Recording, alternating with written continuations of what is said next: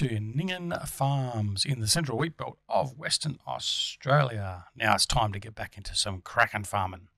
Hey, welcome back to Duxilla Gaming and Ninghan Farm. Yes, we are back in Western Australia, continuing on with our wheat belt farming, and we are going to continue on with the dilemma we had in the last episode. We're trying to get stock out of our silo. Now, I save the game, come back into the game, and then strange enough, if I go into here and then go to my pig food, miraculously enough, it just starts working.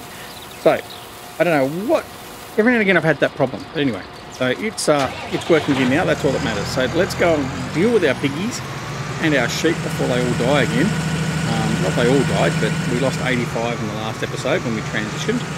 So we're going to go off and we're going to feed our pigs and get them all happy, because otherwise we'll lose more. And, we want to sell some pigs off for some bacon, so we need to be careful what we're doing there. Right. Now, actually saying about selling off bacon, I've never actually sold off pigs for any sort of profit and bought any new pigs in or whatever else. So I'm going to have to, as I'm going to take out the fence, I'm going to have a bit of a look-see and see what we do with that, because not something I've done previously, like I said. So anyway, I'm going to load up the pig food. There we go. Right. Now we filled up the water in the last episode, so water's not a problem because we're in the same game day. I'm just going to need to get a little bit more straw. I need to get some grass or some hay for the sheep, and then we should be tickety-boo. I'm going to go down here and I'm going to offload the pig food into the silo.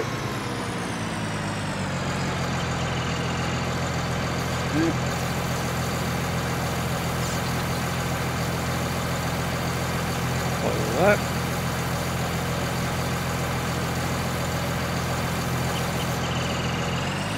I'm going to grab some grass or some hay, and then we'll have a look and see what the status of the animals is, so we know exactly what we need to do, and then we can continue on with our general farming practice. We're getting everything else running. So now up here we've got some hay, fill it up with hay.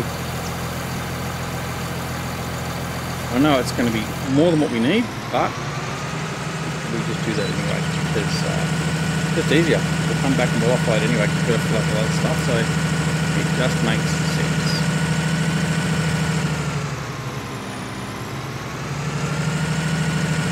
Alright.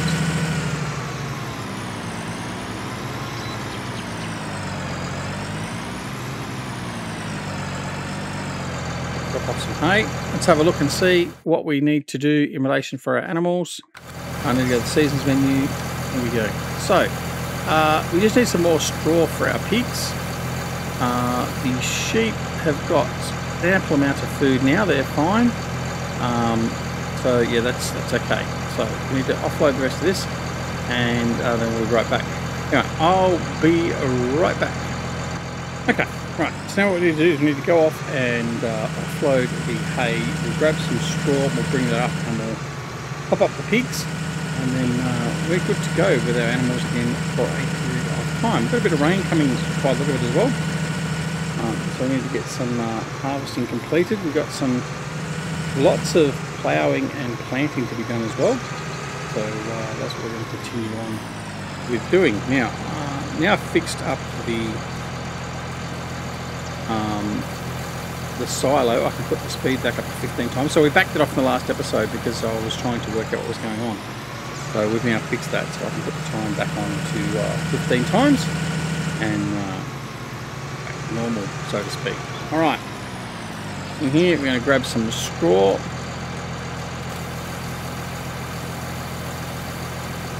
Fill it up, and we'll leave the trailer back where it was last time, up there with the pigs, and then we can we'll fill up the straw, and then next time we can come and deal with the animals. The first thing we do is offload into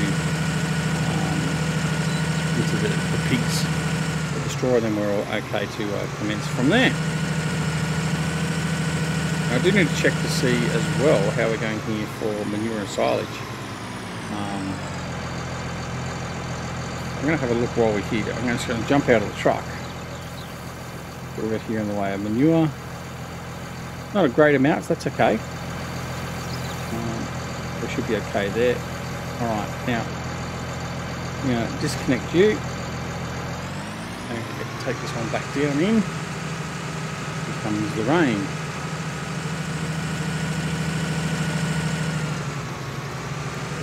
Right, so we won't be able to harvest at the moment anyway, so that's fine.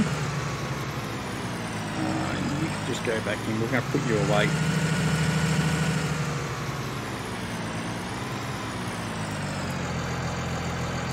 Right.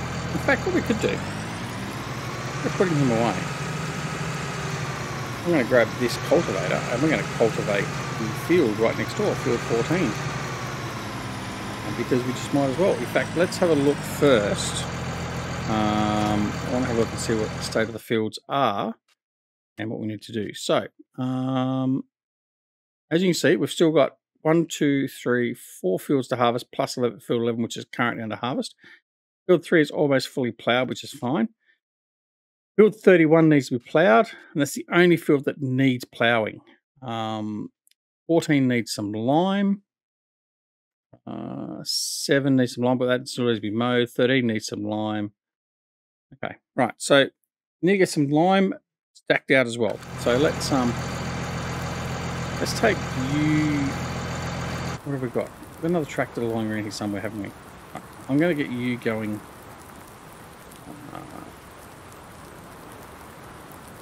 You lost your course, didn't you? All right, I'm going to just get you. Yeah, see if I can get your hired hand going with that. That'll be fine. You should be able to finish that off. I'm going to go back over and those guys there. You will do nicely. Now, where's my lime spreader? Down the main part of the farm, so we're going to go down there, find the lime spreader, thick English duck, lime spreader. We're going to get some lime put on this field before we cultivate it. Here we go. Grab this guy. Okay, it's full of lime, excellent. Then it's going to quickly go out here, we'll put the lime on, and then we'll come through and we'll cultivate this field as well.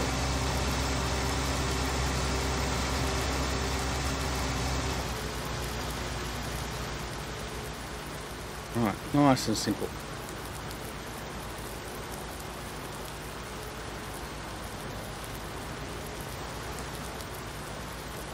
Nice big wide spray of lime, spreading of lime, and we'll get this done in a couple of passes.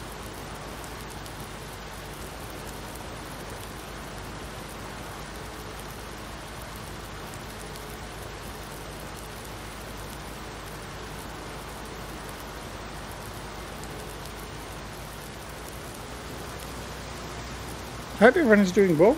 We are continuing through. We should now be, by the time you're seeing this video, we should now be well and truly sort of commencing our new year, our 2022. And I hope that everyone has a safe, happy and prosperous new year without any doubt whatsoever. And I would like to say a special thank you to all those that have joined the channel, supported the channel, and subscribed to the channel since we started. It was just over 4 years ago now. Hard to believe that we started with the channel. I think our first video though was about 3.5 years ago. And our first video was still actually one of our most popular up until recently, and that was our mod review of GTX's road train trailers back in FS17. So yeah, nice to have that little bit of nostalgia and go down memory lane. But haven't seen the trailers come back since FS17. Maybe GTX might bring them back for FS22. Who knows? But that was one of my. That was definitely it was definitely my favourite mod, apart from the Xerion in FS17. So we really enjoyed using that mod. All right, so you've done your job here now. I'm going to leave you here. I'm going to turn off the engine. You can stay here for now. I'm going to go grab the New Holland again. Oh, actually, this guy here, we're going to set him up and go. So let's just get him going. This is a big field, so I want to get this one sorted. Field 30 around. Do 3 headland passes. Smooth corners. No, it's going to do turns. Auto, yep. Generate course. There we go. Back. First waypoint, drive course.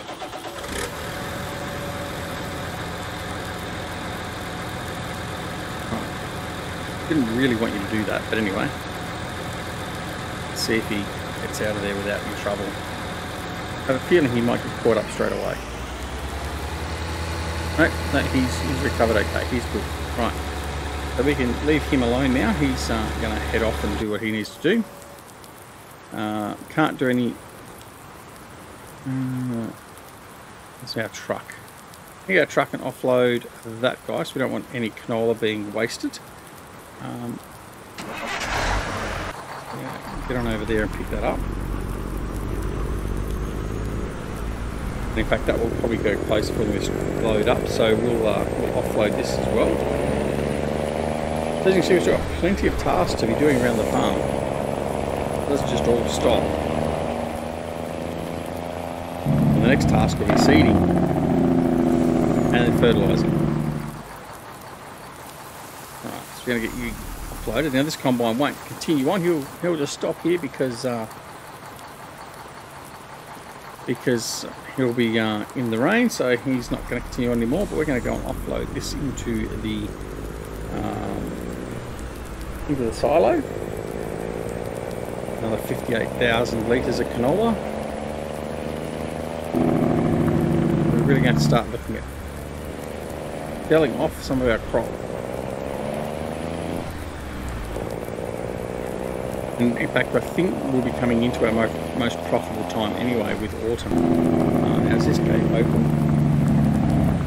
So I'm going to go out this gate here and into our silo because we have to go past the sheep that way. Yeah, so I think most of our crops will be most profitable in the winter period. So that will bode well for making money then. And then our priority, when we do sell all our crop, will be obviously for paying off our loan. Alright, you're going to be busy there doing that. You're there ready to offload as well. You're continuing on. You're going to get caught on that telegraph collar. I'm just going to leave you go. Do what you want to do. Go off doing that. Right, so what I'm going to do, I'm going to grab you. We're going to go off and we're going to cultivate this field.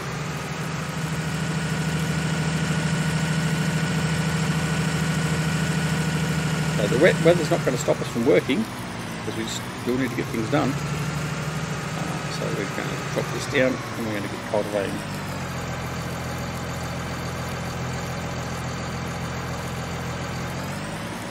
Right, away we go.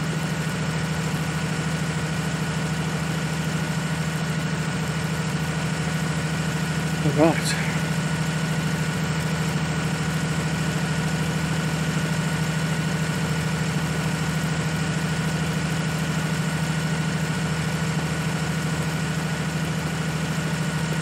It's probably not quite got enough horsepower to deal with this, but good enough for now.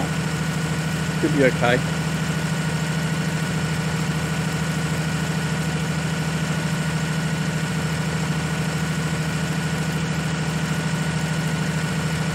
Get this all finished off, and then that will be good.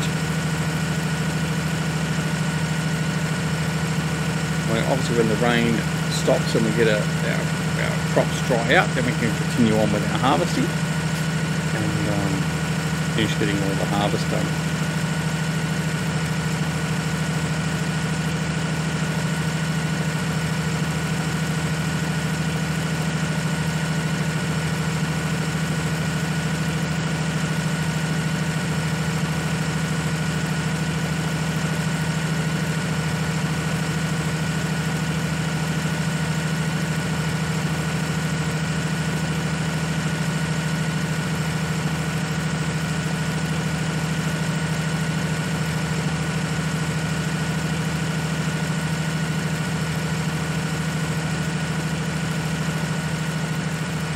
This is where we'll start to see his struggles going up the hill here, and then we're going up the hill that way as well. So He'll really start to struggle, I imagine, after this turn, or even during this turn.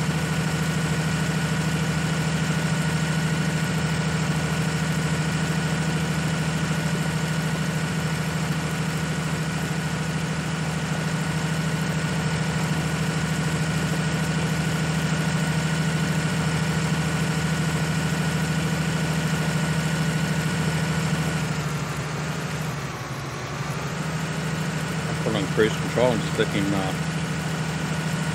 manage his way up.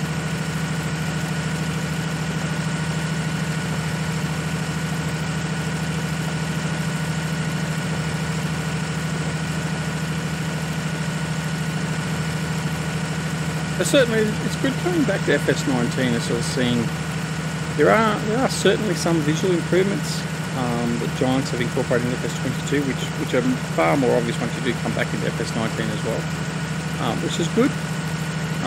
There's some things that, as we've said previously in other episodes, aren't quite there yet, but certainly from the premise in comparison to the launch of this version of FS Farming Sim, as in the 19 version versus the 22 version, the 22 version is a much more polished release.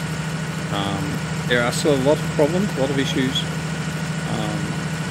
and the first patch that breaks other things. But hey, that's what we come to expect now from the games industry. Unfortunately, it's not just a thing for Giants, but it was certainly a lot more pleasing in the release of FS22 with a lot less problems than what we have with 19. So we can congratulate with that. And I've mentioned this many times before. I'm not going to get inside a rant of this, but I think, with all due respect to Giants, I think a lot of the problems weren't not necessarily caused by Giants per se. I think it was caused by their publisher, Focus Interactive. I think they put pressure on them to release a game that even Giants themselves knew wasn't ready to release at the point in time they released it. So, arguably though, would Giants, if they were publishing the game themselves back then, would they have released it still to get the Christmas sales? I don't know. I mean, let's face it, a lot of these big games are sort of structured around the release around Christmas to maximise their sales. And I mean, FS19, FS22 were no different. And certainly it was visible with FS22 because at the period of time where FS22 was released, it was released about the same time as Call of Duty Vanguard, Battlefront 2042, and a number of other games. And the weekend of release, it blew away the sales of those other games as well. So there's no doubt it's a popular game and it had the sales, but I mean, the reality of it is, would Giants have actually, noting the problems that are in FS22 on release, would they have actually considered holding it back, or would they have just released it and then had the same ideas as every other game publishing company pretty much on the planet now? And that is, we'll just release it, then we'll patch it after the game gets released so we get some money. Unfortunately, that's just the way most games companies now run. I say most, not all. There are still some games companies that tend to make sure their product is as polished as it possibly can be on release. But by and large now, most game companies actually release a game that you try to refer to as a beta version of the game as their final, and then they attempt to patch it after the release, and that's really unfortunate. But it's just unfortunate the way it's gone. I mean, that's why when, I guess we're talking a bit of theoretical stuff now with commercialisation and stuff, but certainly with the expectation of pre-orders and stuff like that. So that's why so many companies now do pre-orders, because it means they can get a financial boost prior to actually even releasing the full game. So, I mean, normally if you go back to the old days, even prior to having internet, the games would have to be polished and be complete, because you could only buy the game from a shop front, and basically there was no way of patching or anything else like that. The game was the game, and it had to be final upon its release. So, by and large, and I mean, let's admit, things were probably not quite so complex back then, but then again, it's a matter of the time, so they would have been as complex as they could have been at the time. But when a game was released, it was released and that was it. It was done. So you went out, you bought the game. The expectation was that game would be 100% playable and all the bugs would be ironed out of it, pretty much, and that's it. Whereas now, if you buy a game, even if it's just a final game, so a game gets released on Steam, and you buy the game, if you're not, I mean, console's a little bit different to a point, I guess, but even that's not true. But when you buy a game nowadays, certainly you should have, because I certainly do, you have that expectation that the game, upon its initial release, is not going to be complete, it's not going to be bug-free, and you're going to have to wait for the first patch or two to put the game in the state where it should have been upon release. And like I said, unfortunately that's just the way the games industry has gone, with supply, demand, and the consumer hunger, insatiable appetite, all that sort of stuff, for getting the game as soon as they can, and all that sort of stuff. Now, some companies do it the right way. They have an early release and they basically fix everything. But then others, I mean, look, you get all sorts of different versions. I mean, look, let's look at, okay, we'll talk about 7 Days to Die, for instance, a game I play. It's an apocalyptic survival game. It's still in alpha. Now, it's been in alpha for ages. I've been playing that for a good couple of years now. But they're continually putting out updates and improvements to the game, like the latest one, the Alpha 20 update. It was huge, and it's in the beta version of the release, but the game itself is not final. And until they get it to the point where it's fully polished and they're happy with it, it's going to stay in alpha at the moment for a while. Now, that's fine. I mean, you play that game with the acceptance of the fact that there may be bugs in it. Now, on the flip side though, the cynical side of you could come out and say, well, they're just saying it's alpha and they're not making it final because there's too many bugs in it or whatever else, and they're going to continue working on it. Well, that may be true, but at least if you know the game is in alpha state, you know that it's not final. Whereas if you get a game like, say, let's say just for example, and I'm not saying this is necessarily the case with the game, but Call of Duty Vanguard. So Vanguard releases, it's not an early release, it's just the release game. And all of a sudden it's buggy, it doesn't work or whatever else. Well, they rely on the patches to do it. Whereas if you release it as an alpha, there is that definite expectation that the game is not complete, and therefore if there are issues in the game, that's just part and parcel of playing the alpha. Now, the same can be said for Satisfactory. Satisfactory is still technically, I believe, in alpha. It's had a huge amount of patches and updates and all that sort of stuff since I've been playing it. And again, it's not a final game as yet, but will it? The other flip side is that will they ever get to a final game, a final release? Where does it stop? So where does 7 Days to Die stop? Is that going to continue on as being alpha for the next 3 or 4 years and then finally go to a final release? Who knows? But at the end of the day, those sorts of games, they're getting continual updates, and it's not just updates to fix bugs, it's continual updates to improve the game and make changes to the game.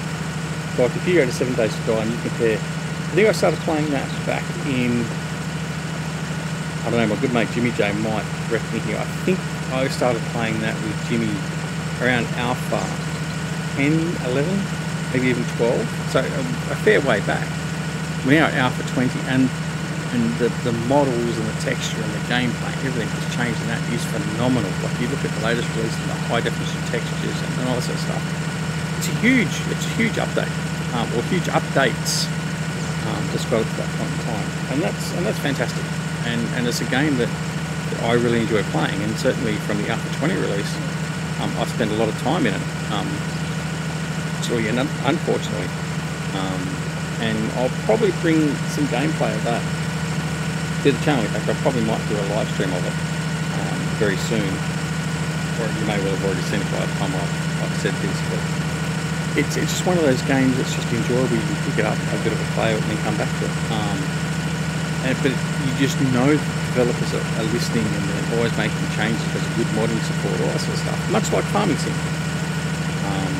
And like I said, I think Farming Sim has learned from their lessons, hopefully from FS19, It certainly looks like they have. I'll give them that benefit of the doubt. I think they've learnt the mistakes that were made in FS19. I don't think they've corrected everything, and I think there's a lot of things they could still be doing better. But I think by and large, Giants has done a lot better with FS22, and I give them due kudos for that, because their release for 19 was terrible, and hopefully they've learned from that mistake, and we'll move forward. But anyway, that's it. I'm continuing on a rant, but yeah, we'll just see where things go. But I mean, look at where FS19 got to in the end. There's nothing wrong with the game as it currently stands, and we certainly had quite a few hours of enjoyment in it. Not as much as FS17, but we certainly had quite a few hours in it. So we got our money's worth out of it. I mean, really, if you're getting more than 30, 40, 50 hours of gameplay out of the game, then you're getting the value. I mean, Farming Sim 17, I got 3,500 hours. Farming Sim 19, I had, I think it was 1,800 hours or thereabouts. And FS22, well, who knows? I've also got the Giants version of it, so I don't know how many hours I'm going to actually be playing it. So that's one of the things that not buying it on Steam, I don't get to sort of keep track of how many hours I've been playing it. So we'll have to sort of see. It'll have to be a guesstimation, I guess. But yeah, so yeah, that's it. As you can see, we're getting through to night time. So our crops are still wet. I don't think our combine harvesters have moved around yet because the crops are still wet. So we'll probably just keep on going through the night and get those crops, because we've got getting to the point where we need to get these harvested, because otherwise we're going to have withered crops, and that's the last thing we want. We've got a couple of crops, a couple of fields need to finish off, and we want to make sure we don't lose those crops. So we'll see where we go with those, but we'll continue on, and the next episode we'll come back in the next game day, and hopefully we'll be harvesting again, getting off the last of those fields harvested, and we'll move along with another rant somewhere, most likely. But anyway, hope you enjoyed the episode, hope you're enjoying the series here at Ninghan Farm. Obviously we're continuing on. The last episode we said we might not continue because of the silo, but obviously that's not the case at the moment, so we're going to continue on until such time as we either get bored with it, we get virtually no views. If we get to the point of where we get sort of like maybe 20 views or whatever for the video, we'll drop it off entirely by then. But other than that, if there's still interest in it, then we'll continue on. So let me know, are you still interested in this series, and do you want to see it continue? The only way I will know is by letting me know in the comments, so press that like button and also leave a comment to say, hey Duck, yep, I want to see Ninghan Farm continue. And if I don't hear any comments and don't see any likes in that regard, then that's a pretty good indication to myself that it's maybe time to cut it away. So, but nonetheless, I hope you enjoyed the series, and if you do, press that like button. Also, if you're not already subscribed to the channel, please consider subscribing, like the many new members of our channel have done so recently, and make sure you press that alarm notification icon so you're made aware of when new videos are available on the channel. Things like Let's Plays, mod reviews, how-tos, all that sort of stuff for Farming Simulator 22 and 19, and also any other game we decide to bring to the channel. But apart from anything else, take care of yourselves and your loved ones, and we will see you again very, very soon back here at Duck Solar Gaming and Ninghan Farms. See you all later.